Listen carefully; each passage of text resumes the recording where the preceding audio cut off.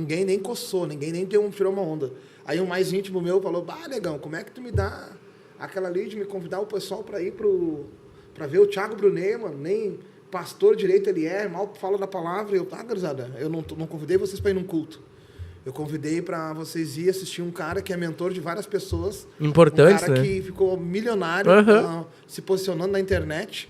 E falando de Deus, né? E fala coisas profundas, até inclusive, muitas vezes. Um cara que ajuda bastante gente a gerir suas emoções, domina bastante inteligência emocional. E vocês estão aí, mano, com a igreja de vocês esvaziando. Tu meteu essa? Porque a realidade... eu abri a água aqui, tomei a liberdade. É tua. E aí, mano, eu falei isso daí, né? Tomei a liberdade de falar pro meu irmão, né?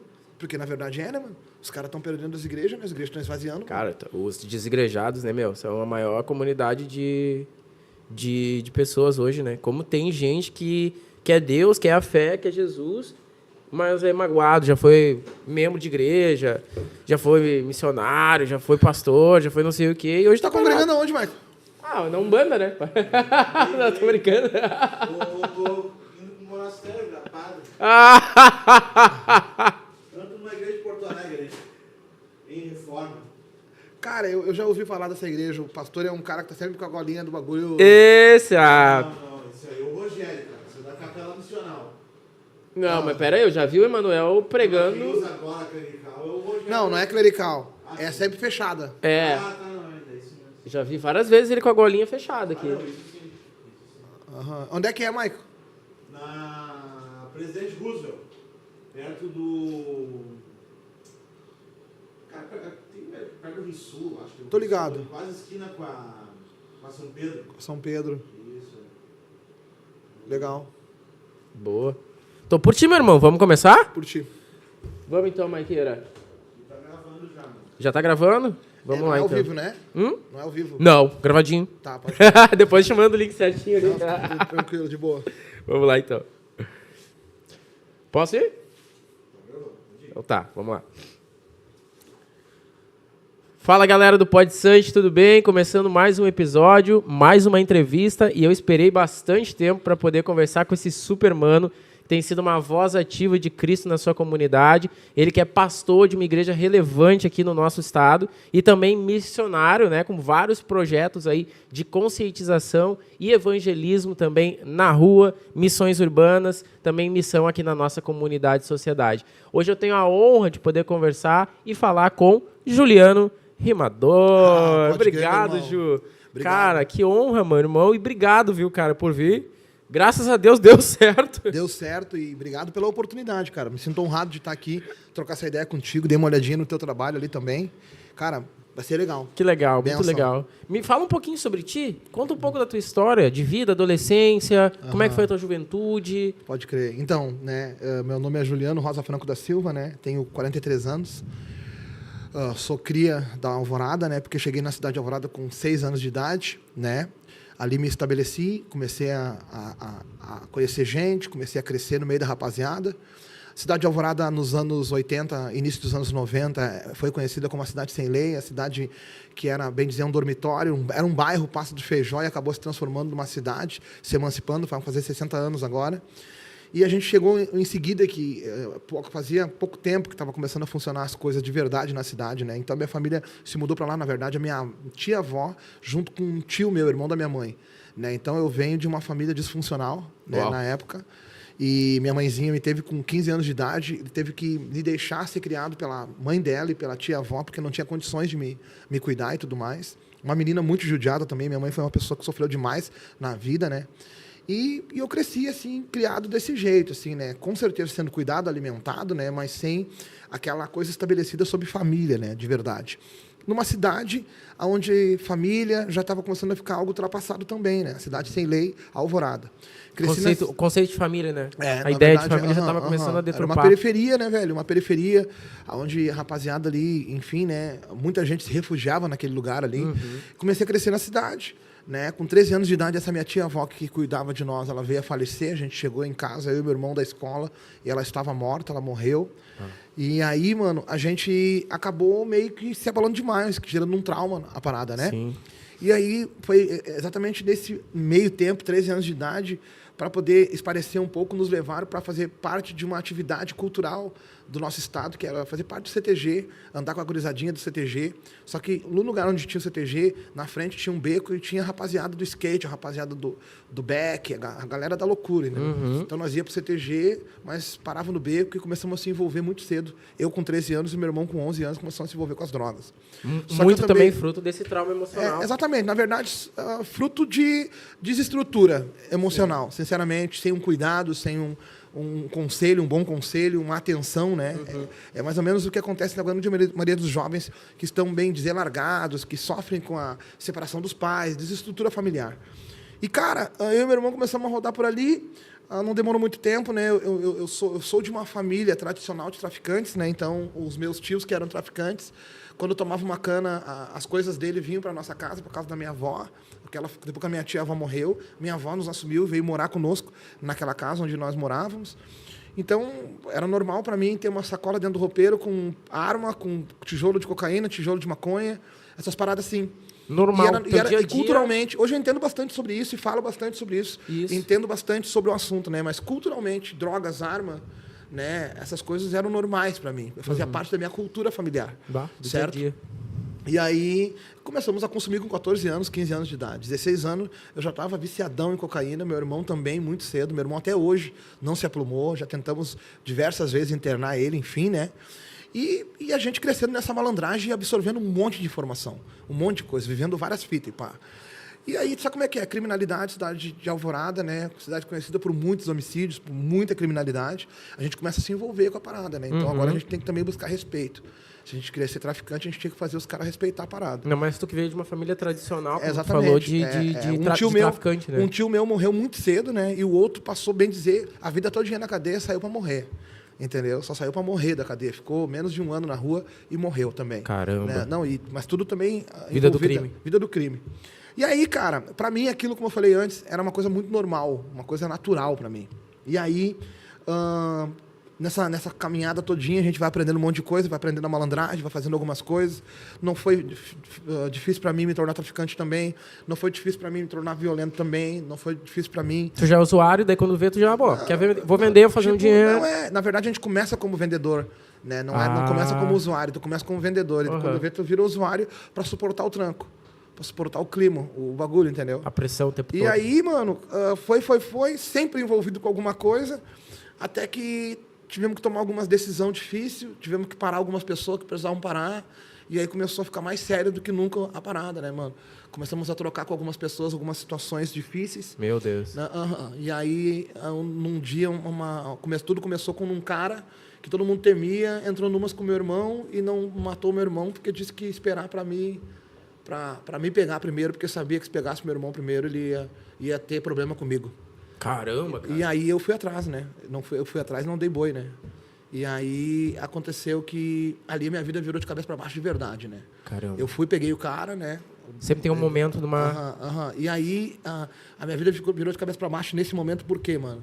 Porque a partir do momento que tu comete um crime violento, tu acaba vivendo intensamente a sensação de que mais cedo ou mais tarde vai chegar o teu tempo. A lei da semeadura sem Jesus, eu pensava que era assim, tá ligado? E, resumidamente, eu tive que sair um pouco da cidade, tive que rodar um pouco para outra cidade, fui para Viamão, fui para Porto Alegre, me envolvi com um monte de gente, sempre envolvido, sempre movimentando as coisas, sempre conectado, entendeu, mano? Até que chegou um momento que eu fui... já estava com a minha vida bem virada de cabeça para baixo, vivendo muitos altos e baixos, né? E aí eu entrei numa treta violenta, assim, num final de semana, num domingo, assim, eu entrei numa parada violenta com os caras e meio que, tipo assim, cara, agora já era, né, mano? Agora não tem como voltar, né, meu? Eu me meti com os caras que, comparando comigo, não ia dar muito certo. E eu fui pra minha casa e fiquei esperando os caras virem. E passei a noite toda esperando os caras virem. Meu Deus. Pra vir a minha mão. E os caras não vieram, mano. Aí eu fui e pensei assim, cara, quando esses caras botarem as mãos em mim, eu sei que eles são ruins, vai ser terrível, eles vão me judiar, vai ser, né? E eu, por mais que estivesse armado, não dava nem pra saída, entendeu? E aí eu pensei assim, quer saber de uma coisa, velho? Essa minha vida não faz sentido nenhum. Essa minha vida não vale nada, velho. Não tem por que eu continuar vivendo, mano, porque não tem perspectiva. Eu tenho uma filha que eu não vejo há muitos anos. Eu tenho... a parada tá toda de cabeça para baixo, mano. Quer saber de um bagulho, mano? Em vez de eu morrer mal e servir de exemplo e ficar conhecido como o cara que pá, eu vou tirar minha própria vida. Tu decidiu isso? Decidi me suicidar. E aí, na noite que eu decidi me suicidar, morando já lá em Viamão, minha avó morando lá em Viamão também, se mudou para lá, tivemos que se mudar da cidade de Alvorada, porque meu irmão também, além do que eu fiz, o meu irmão também se envolveu e começou compulsivamente a usar droga e fazer muita chinelagem na cidade. Minha avó decidiu se mudar, meu irmão foi para cadeia, daí voltava e ia para cadeia, voltava e ia para cadeia. Daí nessas aí ele voltou para cadeia e eu fui para morar com a minha avó, tô morando com ela, bem nesse momento aí. Isso aí foi em 2007. Uau. Né? Em 2007 ali eu tô nessa situação e eu pensei, vou me matar.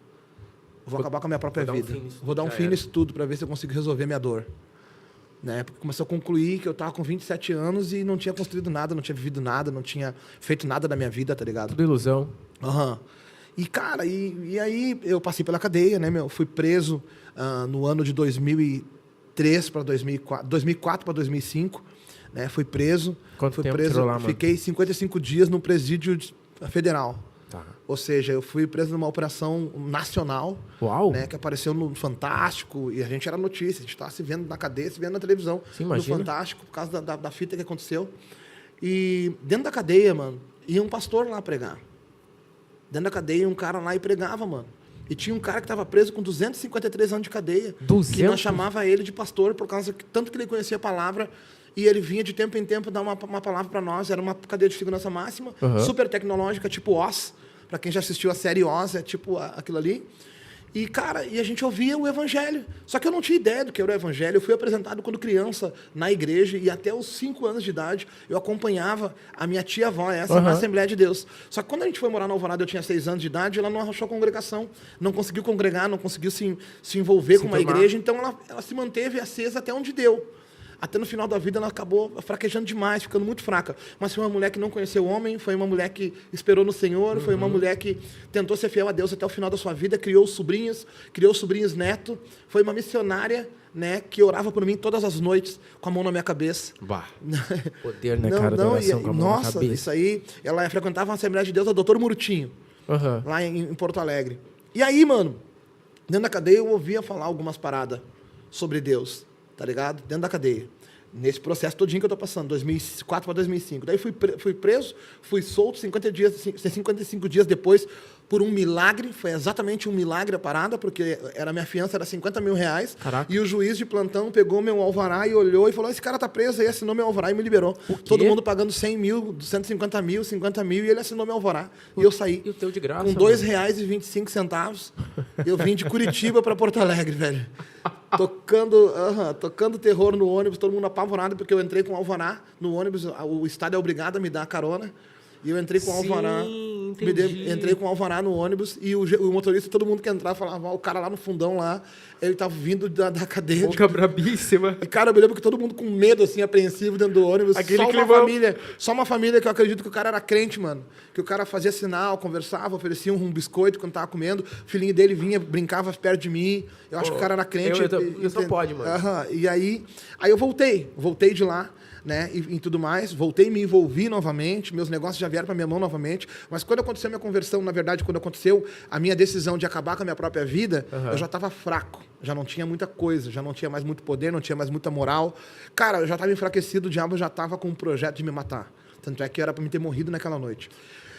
Quando eu pensei em acabar com a minha própria vida, pensei, cara, antes de terminar a minha vida, eu vou lá me despedir da minha mãe e dos meus irmãos, porque eu tenho 2 irmãos cadeirantes. Sim. Eles andam de cadeira de roda, né? E aí eu não me sentia bem, eu achava que não era justo, porque para mim ninguém gostava de mim, ninguém se importava comigo. E a minha mãe, tadinha, ela já tinha vivido a vida dela e tudo mais, e ela não demonstrava muitas coisas para mim, porque ela não tinha motivo de se alegrar quando eu chegava, por causa de tanta coisa ruim que eu representava na vida dela. Que já tinha gerado. E aí, o que aconteceu, velho? Eu fui na casa da minha mãe para me despedir dos meus irmãos, voltar para minha casa e me matar. Depois de 3 dias usando droga, depois dessa treta todinha, eu vou me matar, eu pensei comigo. E aí fui para casa da minha mãe. Daí, quando eu cheguei lá... eu fiquei lá, minha mãe não estava cuidando da minha avó no hospital, e estava meu irmão, Daniel, né, que é mais velho que o Vitor, que é cadeirante também. E eu cheguei lá e ele tá lá. E daí a gente começou a conversar. E eu perguntei pro Daniel, eu já tinha mais ou menos uma ideia de quem era Deus, né? E eu olhei pro Daniel e disse, Daniel, tu acha que eu sou feliz, cara? Porque eu tava querendo liberar o grito dentro de mim, tá ligado? E o Daniel falou assim, pô, mano, tem uma namorada que te ama. Na época eu namorava uma menina lá que era ponta firme assim comigo. Tu tem os amigos que também te curtem. Canta um rap e os caras curtem, mano. Pô, mano, daí quase que deu a entender assim, o que te falta pra ser feliz? E ele na cadeira de roda, né? Daí eu falei pra ele assim, mas eu não sou feliz não, Daniel. Era o meu grito de socorro. Eu não sou feliz, cara. Eu não sou feliz e eu vou te dizer uma fita, Daniel. Hoje eu vou terminar com a minha própria vida. O meu irmão muito calmo. Ali eu já era meu grito de socorro. Quando o cara fala que vai acabar com a própria vida, ele já tá pedindo socorro pra alguém impedir ele. Eu não tinha ideia disso daí, né? Hoje, como pastor, e conhecendo um pouquinho sobre algumas coisas, a gente entende isso. E aí eu peguei e falei bem assim pra ele. Ô, Daniel, vou acabar com a minha própria vida. Daí meu irmão, muito calmo. Ele não se assustou nem nada. Ele olhou pra mim e falou assim, isso é porque o diabo sabe que Deus tem um plano pra tua vida. Uou. E ele quer acabar com esse plano. Porque se o Senhor te sustentou até aqui, né? E eu falei, mas o que o Senhor pode querer com um tumor maligno que nem eu? Eu sou um tumor maligno, Daniel. Eu sou maligno, eu sou ruim, eu sou desonesto. E comecei a enumerar as coisas negativas que eu tinha. E ele falou, mano, eu não sei o que Deus quer com a tua vida, mas eu não tenho dúvida de uma coisa. Ele tem um plano para a tua vida. E aí eu pensei, cara, peraí, mano, um plano para minha vida, Deus tem um plano para minha vida. E meu irmão começou a me dar atenção. E eu comecei a conversar. E quem já usou droga sabe que tu fica num momento de depressão máxima, assim, no pé da cocaína. Então tu já vai começando tu precisa conversar, tu precisa ser acolhido, tu precisa... E eu comecei nessa parada aí, começou a cair à noite, né? Era uma segunda-feira, 28 de outubro de 2007. Caramba, a memória é muito forte, né? Cara, coisas que marcam. Deixa eu te falar, mano, por que eu sei desse dia? Vou te contar por quê. Eu tive Covid, perdi muita memória, e por causa de muita leitura, eu tava vendo os livros aí, e por causa do celular, que o cara consome pra caramba, eu trabalho bastante com celular, eu sou produtor, enfim, depois a gente fala sobre isso também. Eu tenho pouca memória para muita coisa. Por exemplo, eu não me lembro o que eu comi ontem, eu não me lembro dessas coisas assim. Mas isso marcou demais. E tu vai entender por quê. Aí começa a passar o dia, minha mãe chegou do hospital, e aí minha mãe, como é que tu tá? E eu, mãe, não tô legal, tá difícil, tá ruim. Meu filho, tu tem que entregar tua vida para Jesus. Jesus pode fazer um projeto. Minha mãe não estava firme ainda na fé. E aí aconteceu o quê? Eu vou pedir pro Jorginho vir aqui orar por ti. O Jorginho é um presbítero da Assembleia de Deus.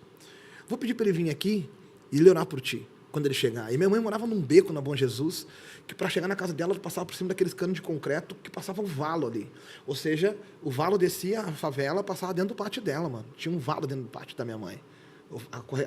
Aquela coisa correndo o tempo todo de esgoto, a céu aberto. Caramba. E do ladinho, assim, tinha uma casinha, cara, de uma peça, bem dizer. Que é a casinha onde morava o presbítero casado com a irmã do meu padrasto. Meu pai, né? Meu padrasto, eu posso falar, mas é meu pai, porque é meu pai do coração, né? E ele estava numa campanha de sexta a segunda-feira na Assembleia de Deus, de jejum. E na segunda-feira, quando ele recebeu a mensagem no celular dele, aquela mensagem SMS, minha mãe pedindo para ele orar por mim, pedindo para ele passar na casa dela, que ficava a 10 metros, 5, 6 metros de distância a casa um do outro, porque ele ficava de um lado do valo e a minha mãe do outro lado. E não custava nada ir ali. Talvez ele até ia de vez em quando ali, para ver como é que estavam os guri.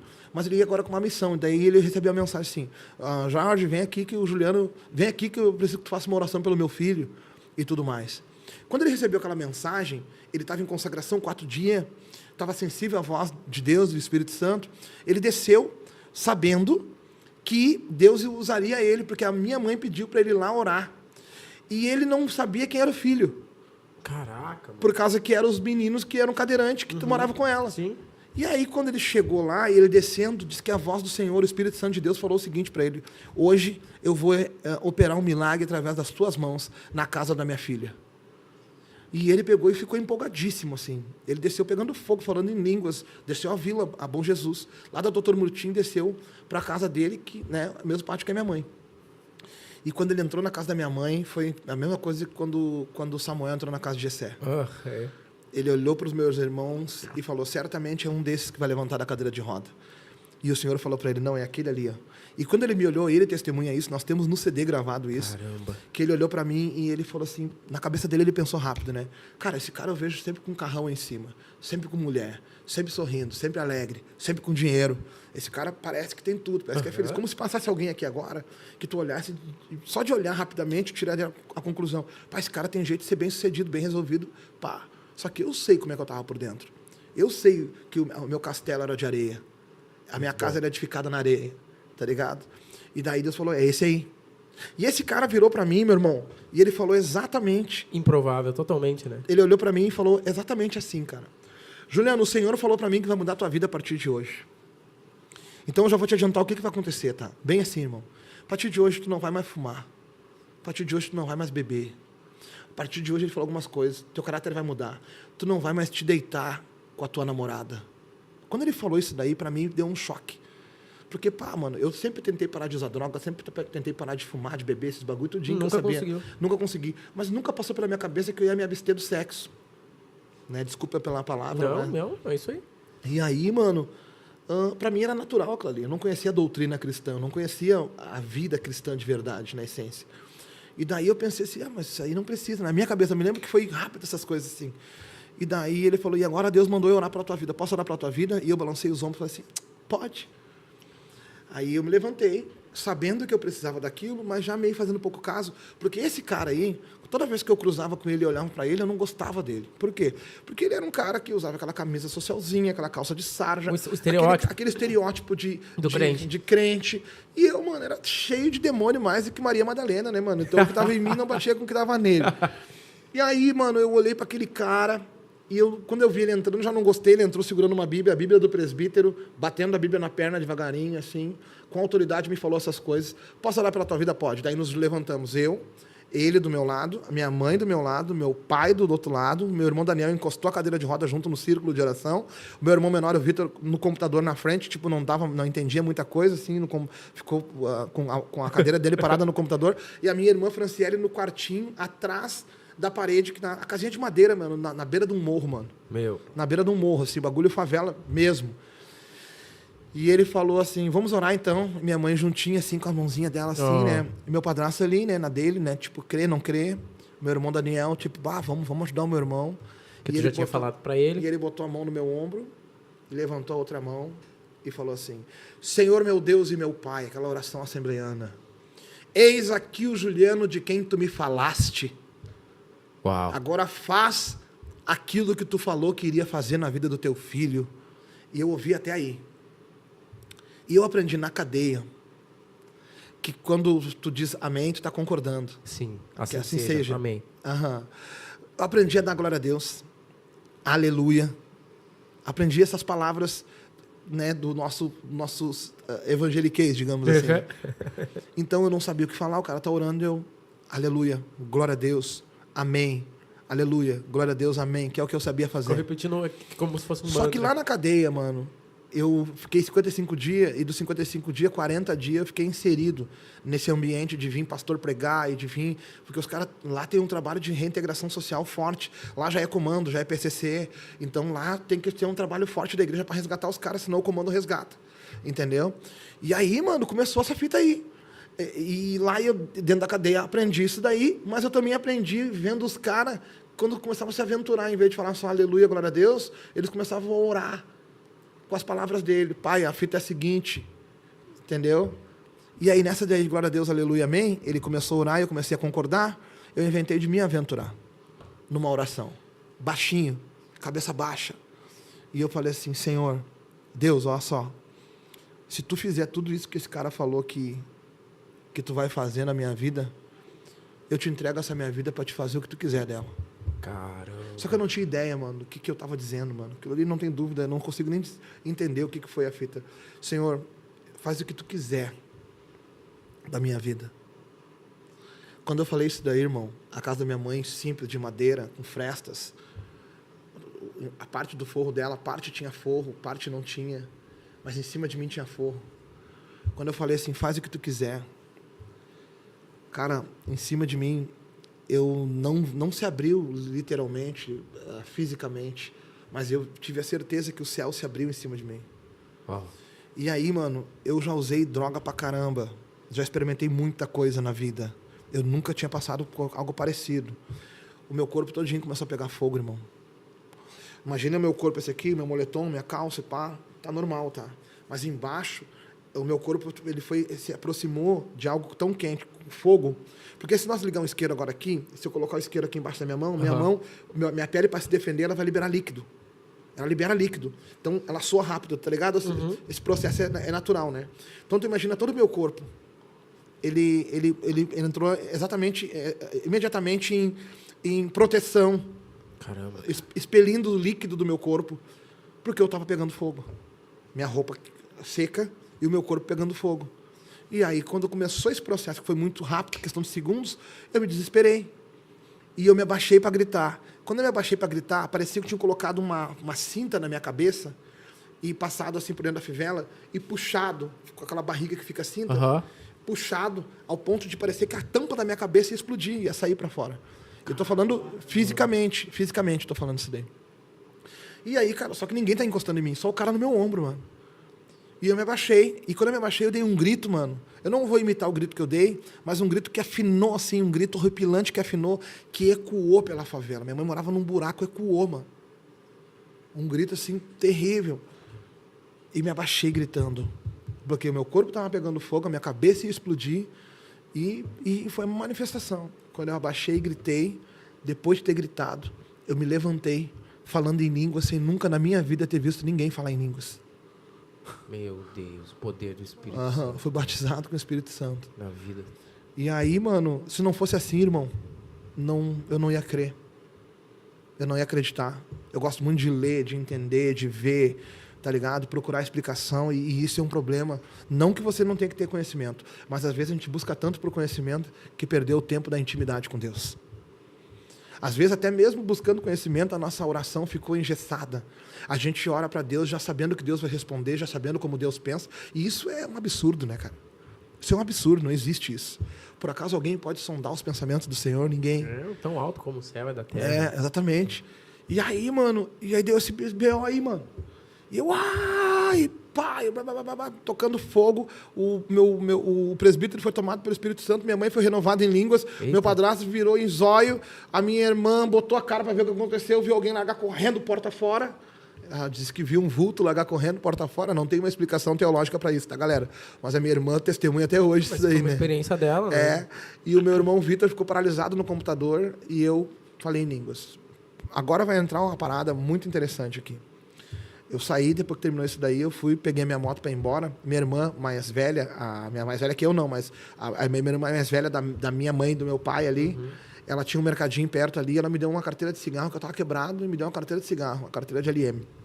Eu tinha fumado uns 2, 3 cigarros, então agora eu estava com a carteira de cigarro e eu subi o barranco para ir embora pegar minha moto e botei um cigarro na boca. Quando eu botei um cigarro na boca, eu senti o gosto da esponja e do papel. Como se eu estivesse colocando pela primeira vez um cigarro na minha boca. E aí eu estranho isso, né? Botei o cigarro de volta, tipo assim, não tem por que eu fumar. Porque eu tô sentindo, não. Eu botei por mania. Mas Sim, peraí, já tinha feito muitas vezes e agora... mas eu senti como se fosse a primeira vez. Caramba. Subi na moto, fui embora, meu padrasto me olhava, meu rosto assim. E ele, Juliano, tá estranho, meu, teu rosto é outro. A minha fisionomia mudou. Peguei minha moto, pum, larguei embora. Cheguei em casa, deitei e dormi, sabendo que podia rolar uma treta, os caras podiam entrar e fazer alguma coisa pra mim. Dormi o melhor sono da minha vida naquela noite.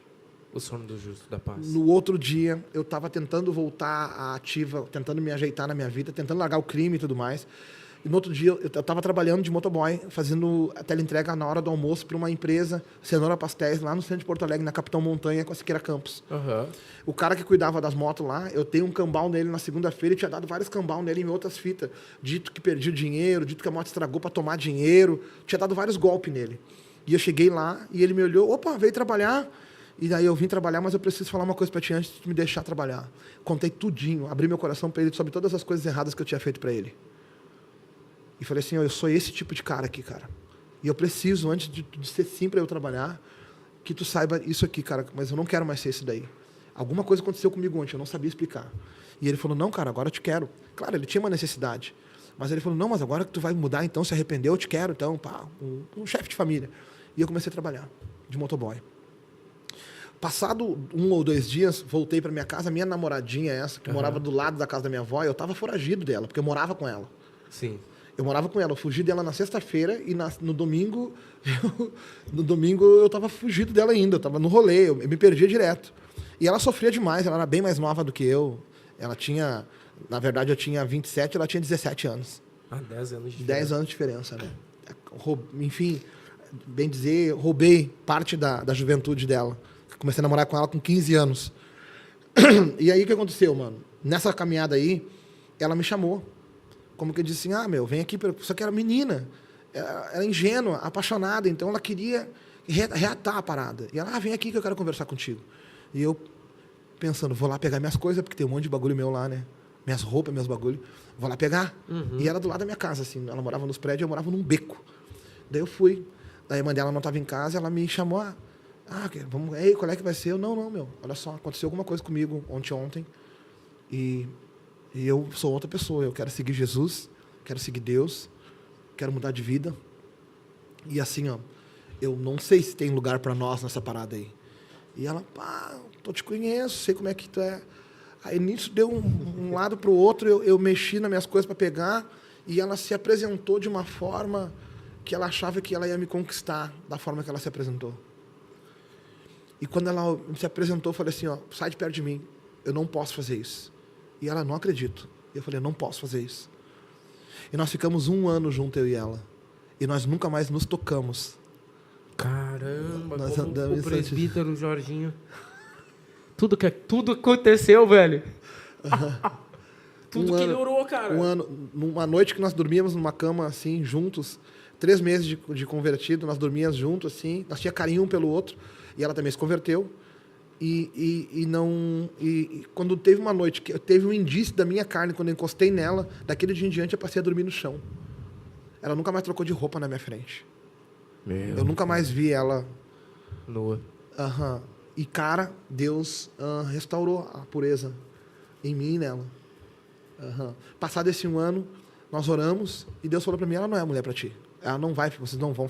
Deus me mostrou no meu coração que eu não amava ela, porque nós escolhemos quem nós vamos casar. Sim. Nós que escolhemos. Não tem esse negócio, Deus me enviou, Deus me mandou. Deus, no máximo, me permite que eu cruze o caminho. Mas não tem essa coisa de Deus me deu, né? Tá. Aí, mano, converti. Converti numa igreja conhecida, Bola de Neve. Né? Fiquei ali 1 ano. Quando eu me separei dela, eu saí da igreja. E eu fui congregar numa outra igreja, e aí já tinha nascido o rap, já tá começando o rap gospel a fluir, porque eu escutava pregador Lu vendendo droga. Eu escutava lá, vixe, muita treta, vixe. Eu escutava DJ Alpiste lá no beco. Até o cubo. Era o rap, né? o Alcubo. Tava recém começando esse passo, assim, entrar em evidência pra nós, pelo menos. Aí, mano, eu vou cantar um rapzinho também, comecei a escrever música.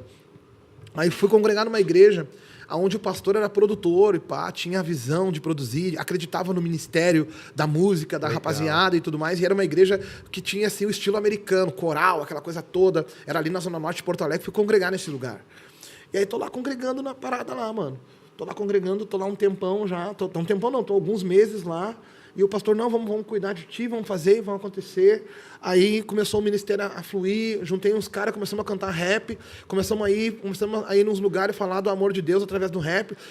Deus começou a me dar um ministério da pregação, preguei numa igreja, começamos a dar uma rodada.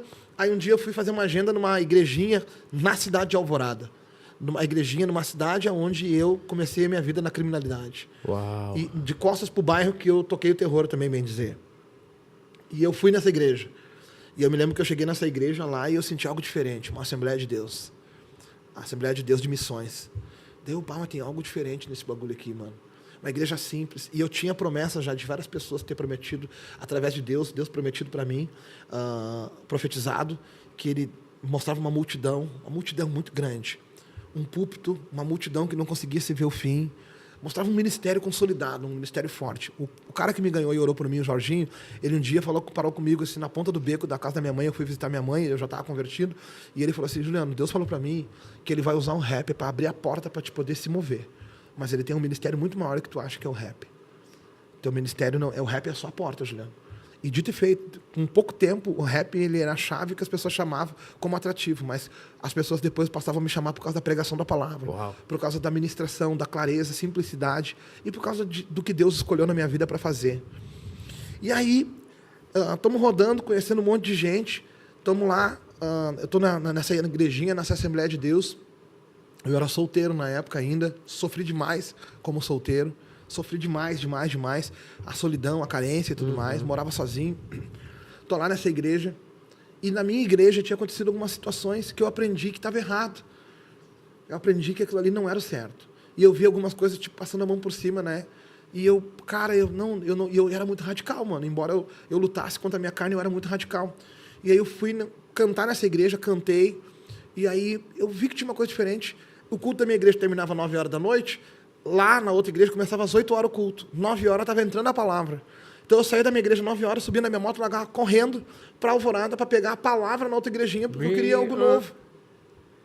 E eu nunca me esqueço que eu fui um dia, peguei a palavra, me alimentei, daí no outro dia eu fui de novo, e aí eu olhei aquela coisa toda assim, e eu ouvi a voz de Deus. Mas a igreja é muito simples. Eu com uma promessa que Deus me projetaria. A igreja numa rua de barro. A igreja num lugar improvável. Uma igreja simples, cheia de pessoas simples. E Deus me dizendo que me levantaria para fazer algo grande. Não batia se Deus dissesse para eu ir para ali, mas o próprio Deus estava dizendo para mim ir para ali. Daí eu olhei assim, cal nas paredes. Cortininha amarela. A igreja é muito simples, cara. Gente simples. EVA na parede. E assim, eu estava numa igreja americana, descolada, com um produtor. Agora Deus está mandando eu para um lugar que não tinha nada do que tinha que ter para o cumprimento da promessa na minha vida. E Deus falou para mim, aqui é o teu lugar, eu te quero aqui. E eu olhei e falei assim, Senhor, mas essa casa é tão simples. Aí o Senhor bradou de uma forma que eu ouvi a voz do Senhor poderosa. Como a voz de muitas águas. Eu não consigo explicar o que foi, mas uma coisa vibrou assim em mim. Deus falando, foi para cá que eu te chamei. E eu falei assim, Senhor, eu não conheço o pastor. Eu fui num culto de jovens para cantar. Esse pastor nem sabe quem eu sou. Mas se tu quer que eu venha para cá, tá no meio da pregação, cara. Aquele pastor vai mandar eu subir ali para dar o meu testemunho. E ele tá no meio da pregação. Caramba.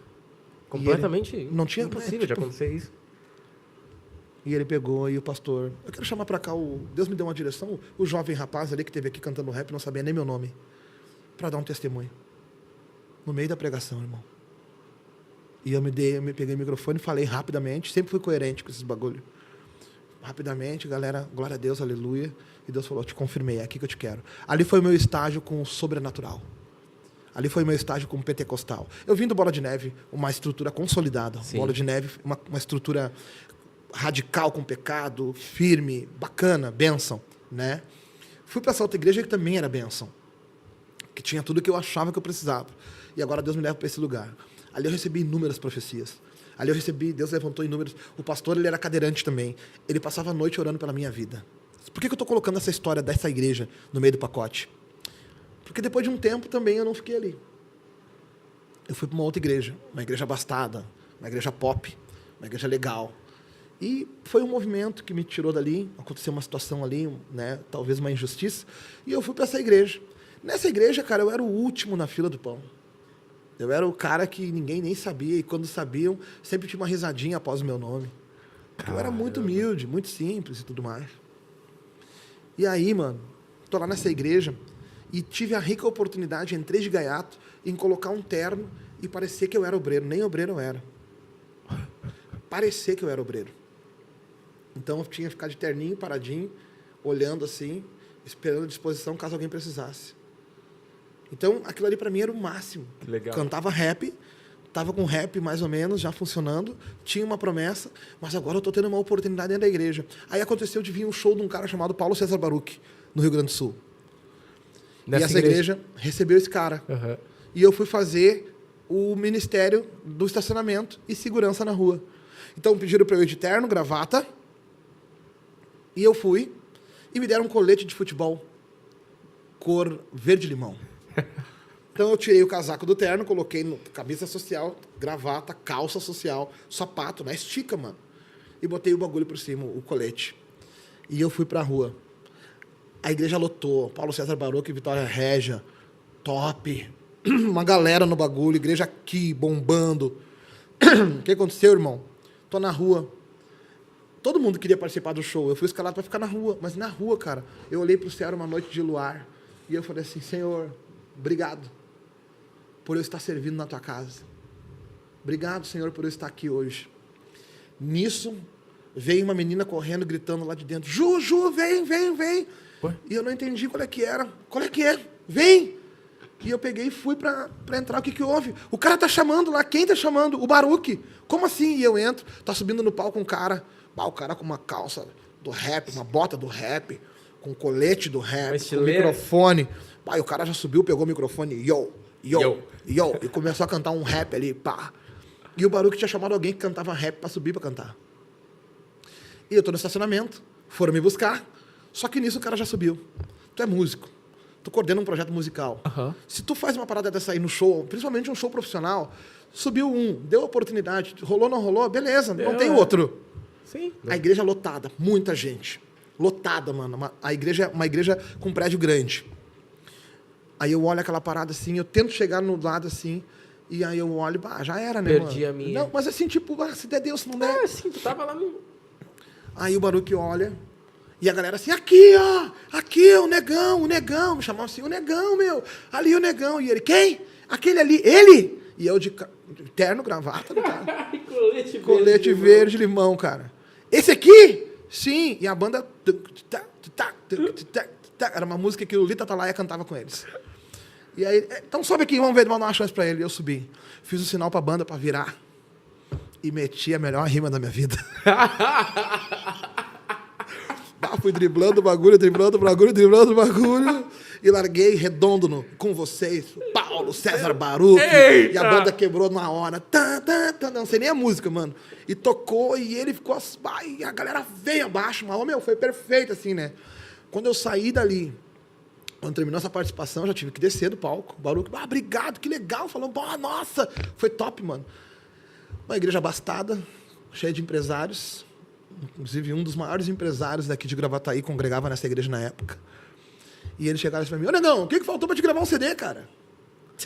Daí eu, mano, nem sei. Quando vem um e diz assim, eu abro uma produtora pra te produzir.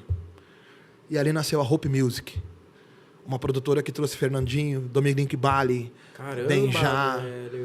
Fez muitos eventos com o Lex Skate Rock. Foi assim que surgiu a Hope Music. A Hope Music. Chegou a conhecer a Hope Music? Tá.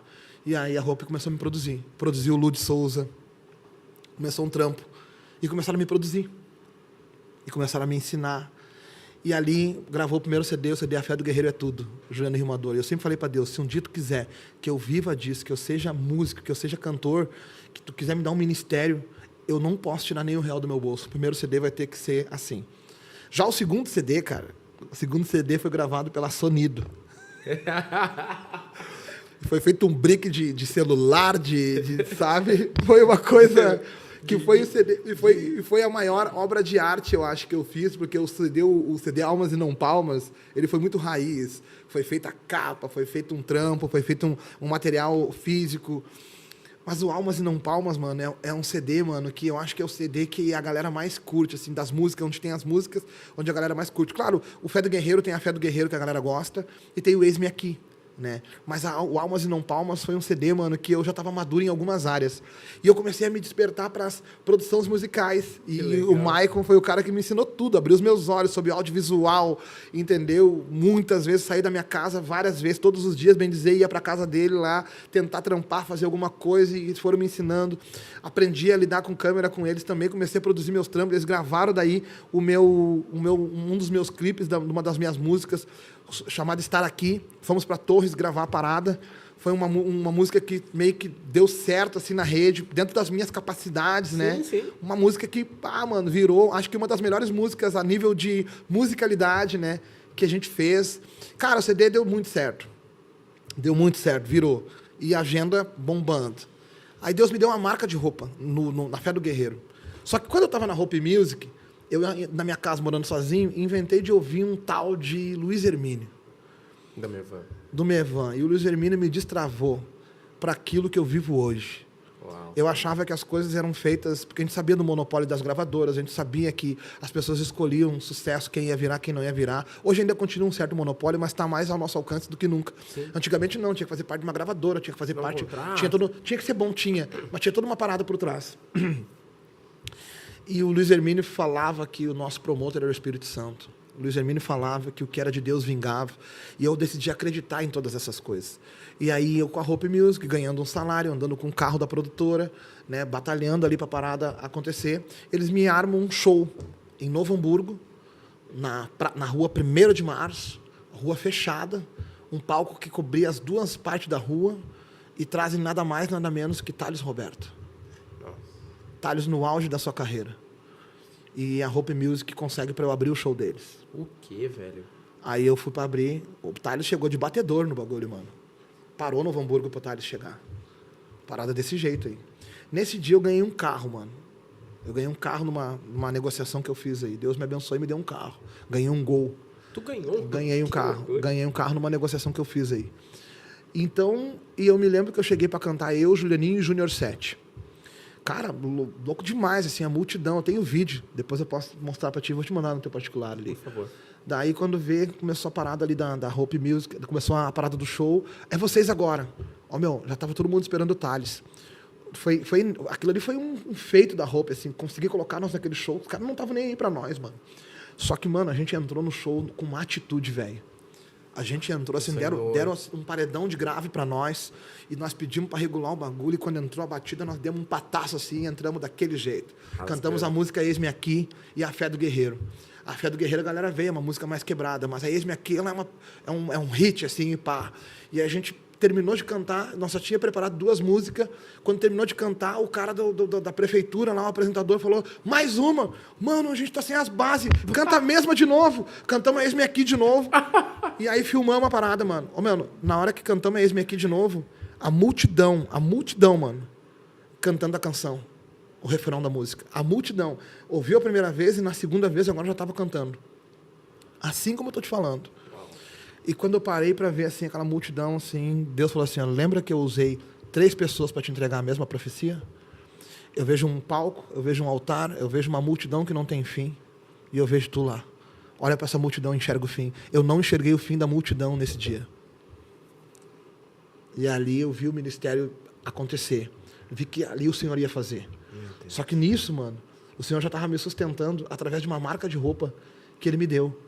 E Ele falou, tu não precisa ser prisioneiro de uma produtora que vai gerir a tua agenda, porque tem dias que tu vai ter que ir lá na vila e abençoar, e vai ter dias que tu vai ter que ir naquela igreja que vai te abençoar. E a produtora não tinha como, por causa que nós éramos um produto, e não porque os caras não tinham fé, não, a Hope era uma produtora séria, eles tinham que tirar o investimento deles, e eu sou grato, eles me investiram muita grana em mim. Então, eu cheguei para os caras da Hope e falei, cara, olha só, eu não vou ser o que vocês querem que eu seja. Eu não vou conseguir devolver para vocês o que vocês querem. Deus me chamou para pregar em qualquer lugar, para ir em todos os lugares. E aí eles olharam e disseram assim, cara, quer saber? Então tá, vai lá. Pensando assim, né? Não, Juliano, a gente mais te ajudou do que... Vai lá. E o bagulho virou. Eu não parava mais de tocar, não parava mais de fazer show, não parava mais de viajar, não parava agenda, mais de convite. Toda hora, nunca cobrei R$1 para ir em lugar nenhum. Oferta, chegava com umas camisetas, eu e minha esposa. Daí eu conheci a Josi em 2014. O show do Thales foi em abril, 4 de abril. Eu conheci a Josi dia 14 de março. Eu sempre pedia para Deus, no dia que tu fizer eu virar, que primeiro tu me deu uma esposa, Deus me deu a esposa. Depois do show do Thales, explodiu a minha agenda, não parei mais, muito show.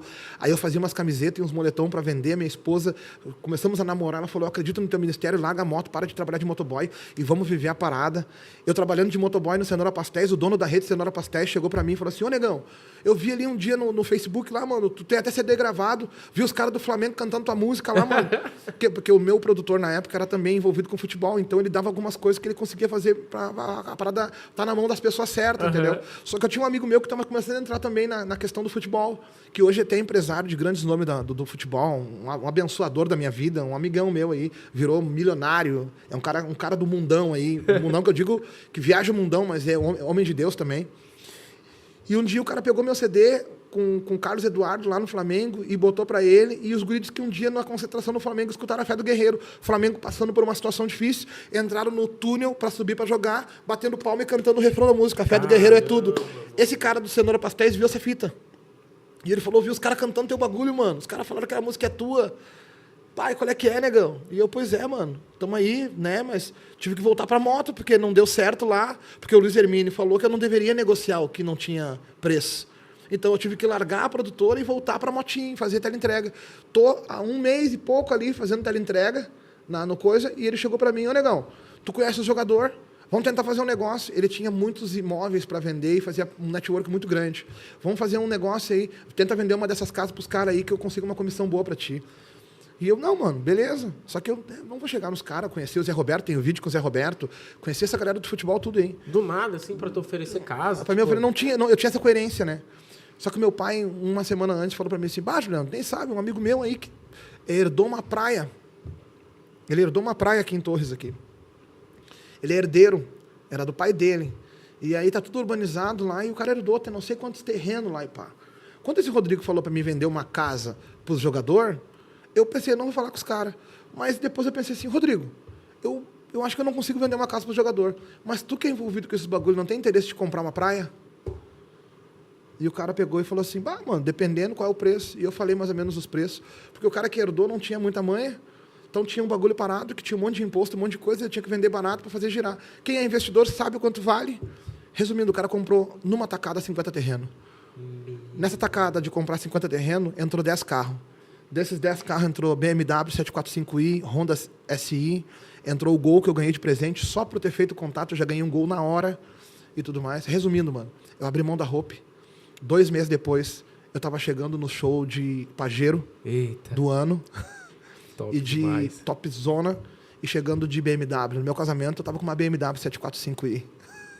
O que Deus faz, colocou cara? na minha mão. Colocou na minha mão. Porque isso aí foi tudo comissão.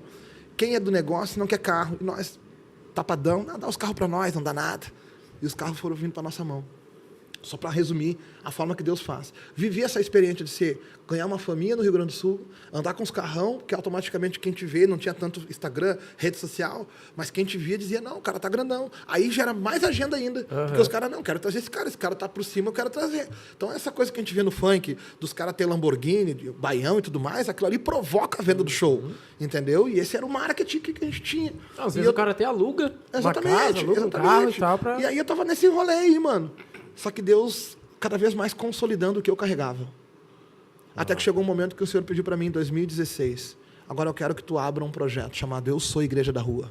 Eu quero que tu venda os teus carros esportivos. Eu quero que tu invista em som. E eu quero que tu monte um projeto de evangelismo na cidade mais violenta do estado do Rio Grande do Sul, a tua terra, Alvorada. E no dia 1º de maio nasceu a primeira edição do projeto Eu Sou Igreja da Rua. No anfiteatro pequenininho. Galera na volta ali, nesse dia, uma menina indo se suicidar, ouviu o barulho da música, parou e recebeu Jesus como Salvador. Um menino que estava envolvido no tráfico de canguru que nem o meu, com a pistola aqui dentro do bagulho aqui, aceitou Jesus nesse dia. E a gente pregando.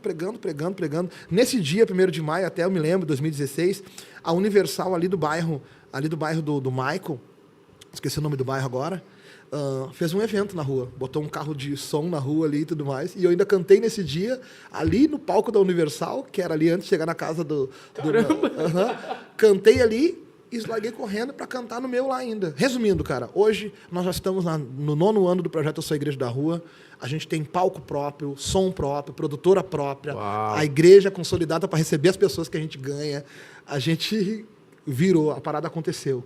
Só que tudo que Deus foi me falando que ia fazer, eu fui acreditando. Eu fui fazendo, fui pá. Quando terminou ali A Fé do Guerreiro, o primeiro CD, que eu tinha que gravar o segundo, Deus trouxe a Sonido, mano.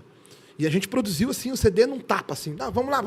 Me lembro que tocando uma música com o Felipe Lacerda, o Mike tocando violão ali, tocando violãozinho simplesinho, assim. Tem o barulho das cordas na gravação, cara. Mas é o que dá a originalidade da parada.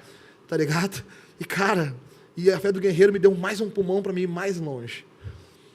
Aí começou a acontecer um monte de coisa. Juliano Rimador começou a se consolidar, não como um artista, mas como ministro do Evangelho. Deus me deu a Josi, eu já tinha uma família. Deus começou a mostrar algumas coisas, começou a fortalecer algumas coisas. Começamos a rodar bastante, fomos em muitos lugares, fizemos muitos vínculos. A igreja na rua bombando, a marca de roupa bombando. Aí, essa igrejinha que eu saí, da Lagoa do Cocão, essa igrejinha, eu voltei para a denominação, só que eu congregava em Lajeado. Então eu tinha na época um Fox, que eu saía da minha casa, morava ali na Fiergs, E eu pegava a estrada ali, pá, em 1h10 eu estava na igreja lá em Lajeado.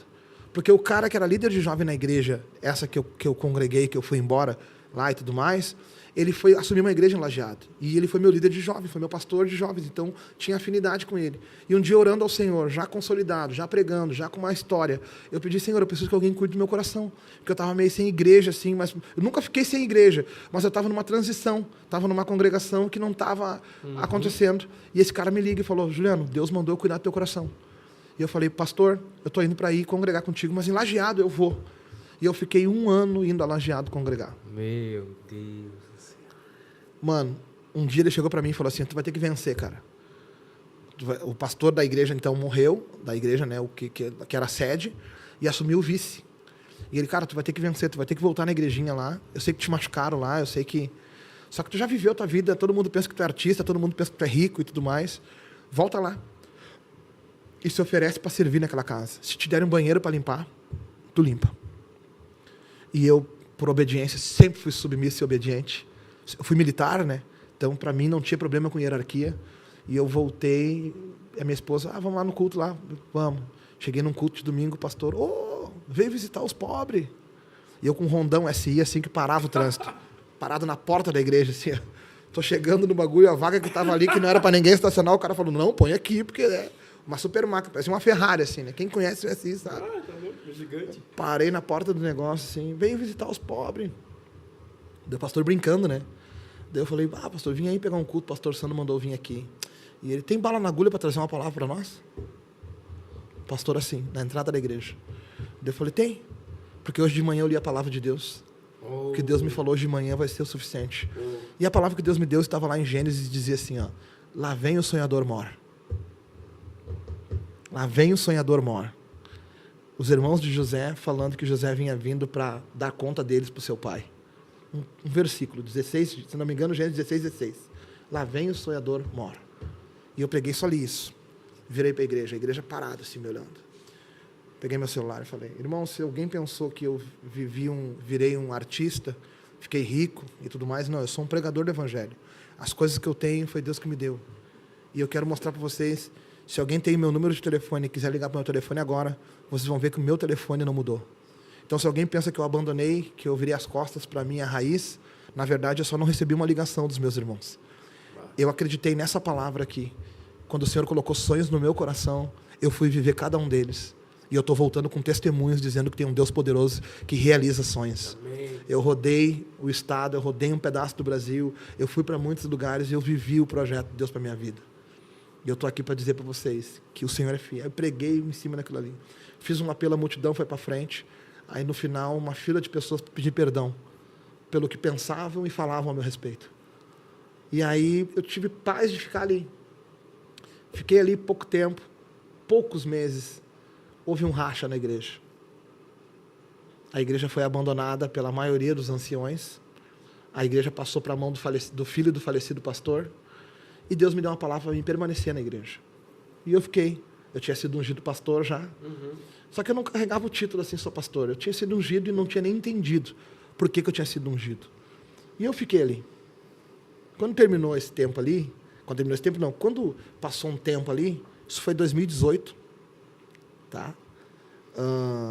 Deus, na virada do ano de 2017 para 2018, Deus usou um pastor na virada do ano, nós estávamos em consagração para orar na virada do ano, e ele falou, pastor Juliano, o Senhor vai entregar uma igreja na tua mão. E eu perguntei para Deus, quem que entrega uma igreja na mão de alguém? E o pastor falou isso daí, profeta. Mas um cara muito simples, não tinha visto ele ser usado desse jeito. Isso na virada do ano. Dia 2 de junho de 2018, a minha esposa grávida da minha filha, o filho desse rapaz, desse pastor, não conseguiu segurar o tranco na frente da igreja, me chama e fala assim, tu é pastor, né? E eu, sim, sou. Cara, eu preciso que tu me ajude. Eu preciso que tu vá para frente da igreja e eu vou te auxiliar. Ele era muito envolvido com louvor e eu comecei a pastorear a igreja. E nesse tempo que ficou na mão dele, ele deixou muita coisa solta. E por ser muito jovem e por acreditar numa visão diferente de reino e uma graça, uma hipergraça, a igreja meio que se perdeu, reduziu. Muita gente foi embora. Nós éramos 59 pessoas. E aí, quando eu assumi, eu comecei a aplicar tudo aquilo que eu pregava. Eu comecei a pregar o evangelho. Comecei a pregar contra o pecado, santidade. Comecei a edificar a igreja com aquilo que Deus me dava. E começou, até que um dia eu notei uma situação no meio da galera que andava com ele, que eles estavam alterados no culto. E eu notei assim, e eles eram ministério de louvor. E eles estavam alterados. E aí me chamaram assim, pastor, eles não estão legal. E eu tive que fazer o culto mesmo assim, e aquilo ali me angustiou. Só que Deus me deu uma palavra. Antes de eu ir para lá, ele me falou a respeito de prédios que foram construídos, que geravam despesas para os seus donos, porque eles foram construídos para ser alugados, mas não estavam sendo ocupados. Então, eles tinham que ter segurança para não serem invadidos, serem roubados. Eles eram usados muitas vezes para que pessoas usassem como banheiro, para pessoas se relacionar ilicitamente. Ou seja, se o prédio não estivesse ocupado e sendo gerenciado, ele gerava um problema para o dono. E na mensagem que eu preguei assim, ó, se você não está cheio da coisa certa, você se torna um problema para Deus. E naquela noite, no final daquele culto, eu recebi 21 mensagens, ao mesmo tempo, de pessoas saindo da igreja, que era o grupo dele. No outro final de semana teve a Santa Ceia. Eu fiz uma Santa Ceia com 29 pessoas. E numa igreja que não foi eu que fundei, na frente, sem saber, porque me colocaram ali, e com a viúva do pastor para cuidar dela. E eu assumi a responsabilidade. Eu que nunca fiquei um sábado em casa com a minha agenda, agora minha agenda simplesmente fechou e eu não tinha uma agenda para sair, para cantar, pregar, para ganhar uma oferta, para vender uma camiseta. Deus fechou a minha agenda para eu ficar só na igreja, cuidando e aprendendo a cuidar da igreja. Eu ganhava R$500 de ajuda de custo. Minha esposa grávida. A minha vida era muito mais cara. Então, tipo assim, de uma vida de R$15 mil por mês mínimo, 12, 15 mil, agora eu estou ganhando uma ajuda de custo de R$500 à frente de uma igreja que não fui eu que fundei, querendo morrer. E a minha esposa dizendo, o Senhor é com a gente, o Senhor é contigo, o Senhor é contigo, o Senhor é com a gente, o Senhor tem algo. Deus foi me sustentando. Fiquei 1 ano na frente dessa igreja. E Deus falou para mim assim, ó, pode arrancar a placa, porque essa igreja morreu junto com o pastor. Pode arrancar a placa. E eu estou te dando um nome. O nome que eu estou te dando é Comunidade Cristã Lugar de Filho. E tu vai mostrar para o mundo que essa casa é o lugar onde eu recebo os meus filhos e educo eles. E nunca é tarde para educar um filho. Uau. E nasceu a comunidade. Cara, a comunidade nasceu num mês, no outro, no dia 19 de 2019. 6 anos. Dia 11 de novembro, dia 10 de novembro, parte da placa arrebentou e eu arranquei o resto. Dia 11 eu comuniquei no grupo da igreja. Agora não é mais igreja X. Agora é a Comunidade Cristã Lugar de Filho. Algumas pessoas, mas assim, tu decidiu sem falar com ninguém, sim. Eu sou o pastor e Deus mandou seguir, é o ministério que Ele me deu. 1 mês depois começou. Cara, resumindo, em fevereiro, no Descende, lembra? Sim, 8 de fevereiro, eu acho. Descende, nós já estávamos fazendo culto com 90 pessoas. Estou no mercado, de bermudão de basquete, camisetão de basquete, pegando umas coisas, chorando, com o celular na mão, vendo o Silas Malafaia pregar e falar sobre um avivamento. Deus já me consolidou como pastor. A coisa já está acontecendo. E daí eu volto para casa e começo a chorar com a minha esposa. Falei, amor, um avivamento está acontecendo e nós vamos poder edificar jovens, enviar, nós vamos poder... E virou a chave do evangelista itinerante para o pastor local. Legal. E aí, 15 de março, a pandemia vem e manda fechar tudo. A casa cai para muitos pastores, muita gente entra no buraco, muita gente... Só que eu aprendi... nessa época que eu trabalhei com a Sonido, sobre audiovisual. Então, quando todo mundo foi buscar a câmera e as paradas, eu já estava meio pronto. Eu já tinha as câmeras, já tinha as paradas de iluminação, e a gente começou a transmitir o nosso culto. Quando todo mundo bloqueou e fechou, a gente já estava na rede pregando. E pregando com intensidade e autoridade, porque eu era fruto de videoclipe, eu era fruto de... Então, eu tinha intimidade com as câmeras já. Como Deus prepara tudo.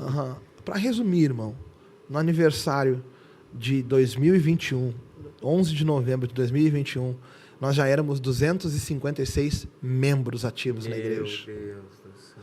No meio da pandemia, a igreja cresceu, explodiu, mano. nós fazia 4 reuniões para poder... Tanta igreja fechou no meio da pandemia, né, cara? E nós começamos a ganhar, começou a juntar gente. Para a glória de Deus, tudo isso. Fique bem claro, nada vem de mim. Para resumir, meu irmão, a gente chegou em 2022, né, olhando a igreja e bênção e tudo mais.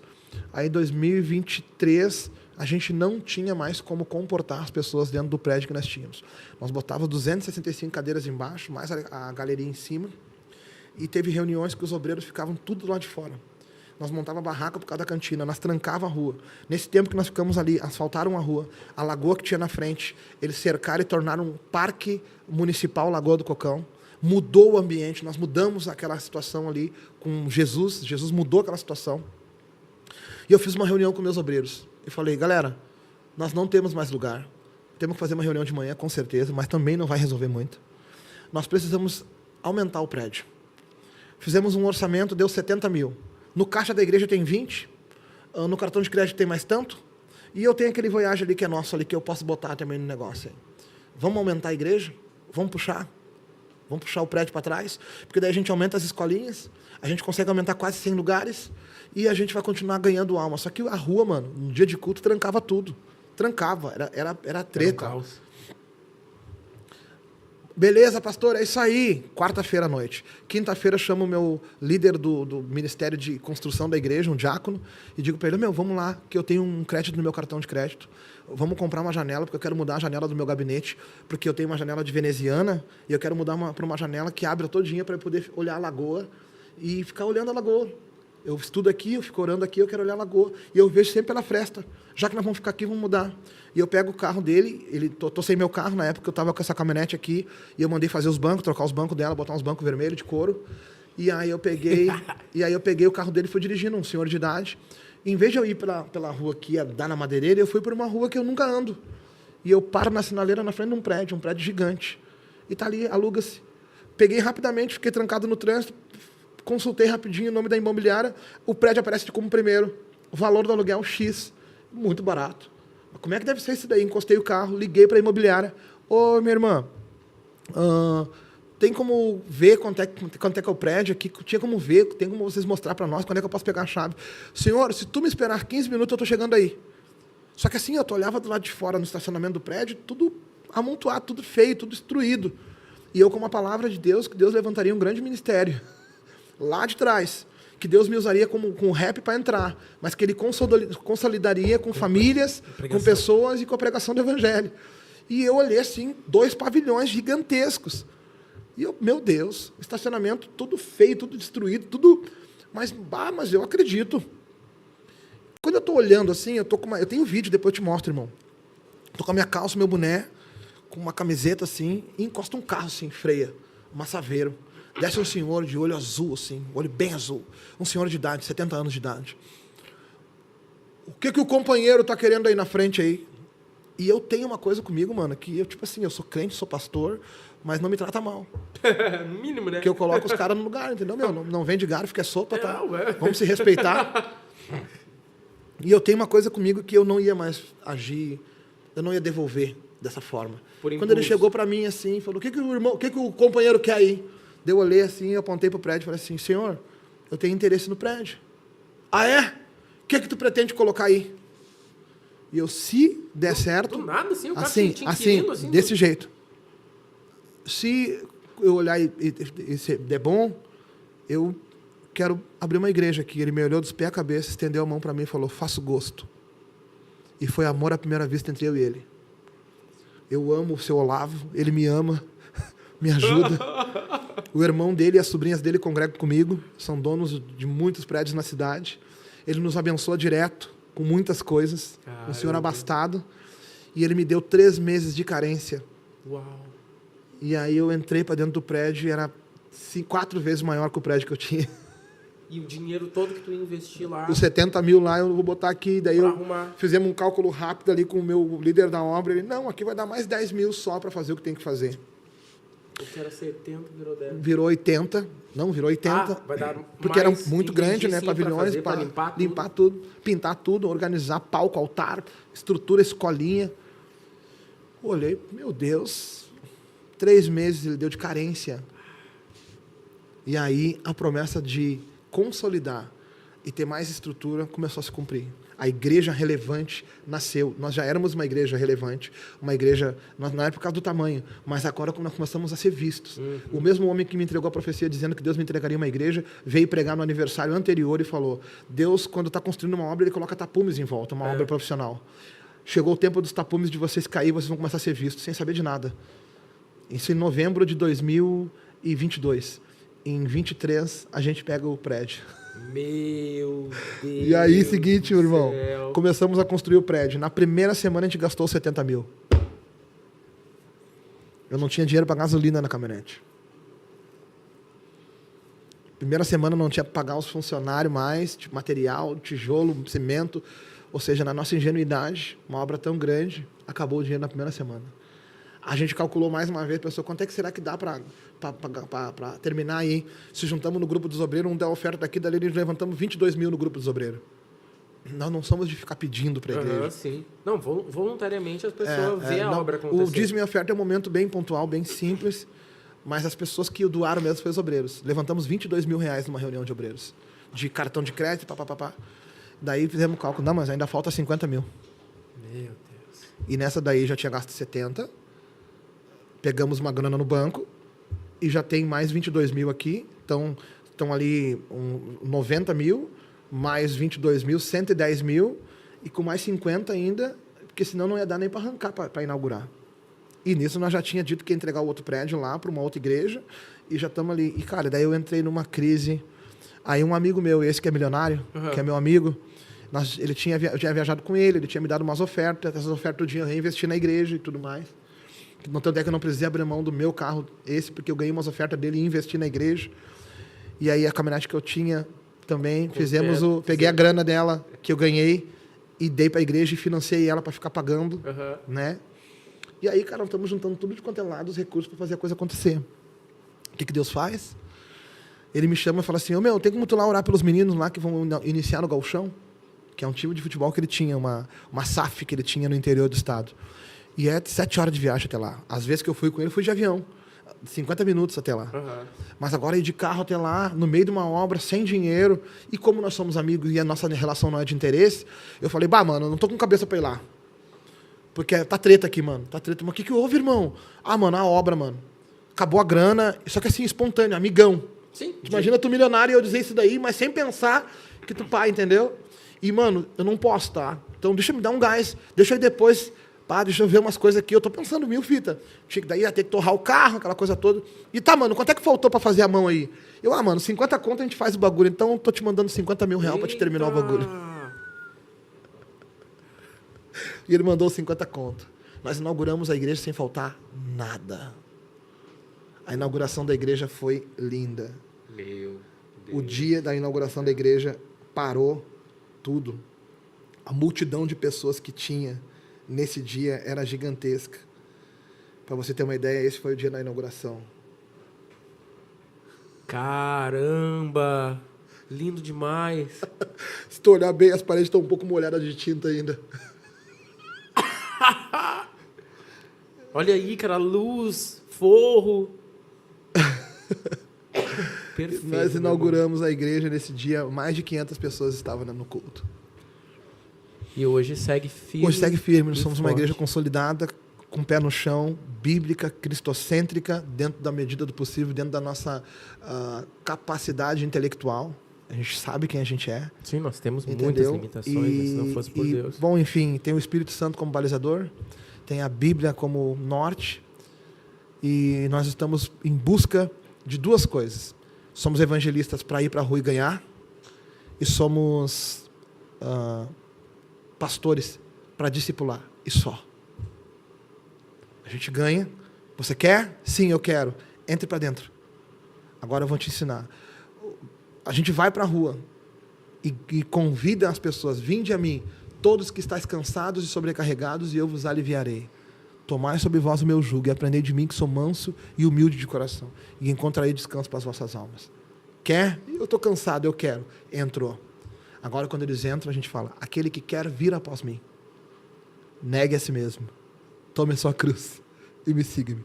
Já que tu veio, eu tenho que te explicar. Só porque que você era do jeito que era e que sofria do jeito que sofria, porque tu estava tomando as tuas decisões por tua conta. Tu saiu da casa dos teus pais, tu ganhou a tua independência, a tua maioridade e tu fez as tuas escolhas. Agora tem alguém que aponta as tuas escolhas. O nome dele é Jesus. Tu quer? Quero. E aí o cara começa a andar na linha. Então é isso que a gente faz. A gente não é uma igreja de projeto social. A gente não é uma igreja... Cara, a gente é uma igreja muito simples. São 500 e poucos membros, 550 membros hoje, ativos na igreja. Nós temos uma escolinha consolidada com um mestre que dá material didático para ela. Temos uma escola teológica que o nosso mestre, que é assalariado, somos 6 pessoas assalariadas na igreja hoje. 6 pessoas assalariadas na igreja hoje. Entendeu? Temos um número de 70 obreiros trabalhando na obra. Num dia de culto, são 33 pessoas, no mínimo, para funcionar todos os ministérios de cantina, estacionamento, recepção. Temos estacionamento para 70 carros. Temos uma igreja ativa e estrutural, mas também ativa, tocando no que realmente importa, no espírito e na alma das pessoas. Amém. E a promessa se cumpriu. E se cumpre todas as que o presbítero Jorginho... Eu espero um dia, meu irmão, quero te agradecer pelo teu tempo. Que história... Eu não falei muito, cara, porque é tão lindo, assim, a gente vê... A gente vê, né, cada influência, parece que cada coisa, às vezes, que a gente nem entende, vai somar no futuro e contribuir para que... Mas o Juliano vai precisar ter essa experiência pentecostal. Mas por quê? Agora, naquele momento, de repente, tu não entende. Mas tudo que tu foi me contando, né, cara, parece que eu fui vendo assim, o quebra-cabeça se encaixando. Se encaixando. E aí, cada pecinha, não, ele tinha que passar aquilo, mas aí ele tinha que ir no Thales, aí isso, aquilo, para ele se manter. E aí, aqui, olha só. Cara, é muito bom. Fechou a conta, né? E eu espero um dia poder visitar a igreja. Com certeza. Vai ser um prazer poder estar lá. Tem 500 pessoas, tu nem vai me ver. Não, bem pelo contrário, cara. Nós somos, né, creio que essa nossa parceria aqui vai continuar. Quero te levar no meu podcast agora. Poxa, dentro dessa igreja, hoje nós temos estúdio podcast também. Com certeza. Né? E com certeza vamos estar lá dando os glórias juntos, lá adorando o Senhor juntos. Lá vai ser uma benção, né? Amém. Muito obrigado, meu irmão, cara, pelo teu tempo. Obrigado. Obrigado pelo teu sim, pro Senhor. Obrigado Amém. por tudo, viu? Tamo junto. Prazer demais. Tamo junto. Obrigado você por ter acompanhado aqui esse episódio também, essa entrevista abençoadora, enriquecedora, esclarecedora. Meu Deus, que história, que testemunho maravilhoso o Juliano tem para nós, do que Deus faz, né? De onde Ele nos traz, de onde Ele nos resgata. Que Deus te abençoe. Curte, comenta, compartilha e, por favor, se inscreve aí no canal também. Até a próxima. Valeu. Cara, desculpa, eu comecei a falar e não parei mais, aí que o cara pensa que vai ter mais tempo. Cara! Esses dias encontrei um amigo teu aí. Quem, mano? Mano, muito bom. Muito louco. Quem, mano? Vinícius. Lazarete? Vá duro de pó. Cara, a gente fez a live da final do Campeonato Municipal de Cachoeirinha. Nós filmamos, né, no estádio do Cruzeiro. Cara, eu tô ali trabalhando, eu tava só na produção, né? Levei a equipe, tava só produzindo. Quando eu vejo o bicho aí. E aí, meu, o que tá fazendo aí? Louco, mas louco. E tu meu, o que tá fazendo aqui? Me ofereceram 100 pila, eu vim aqui cuidar da porta por 100 pila. Tava muito louco,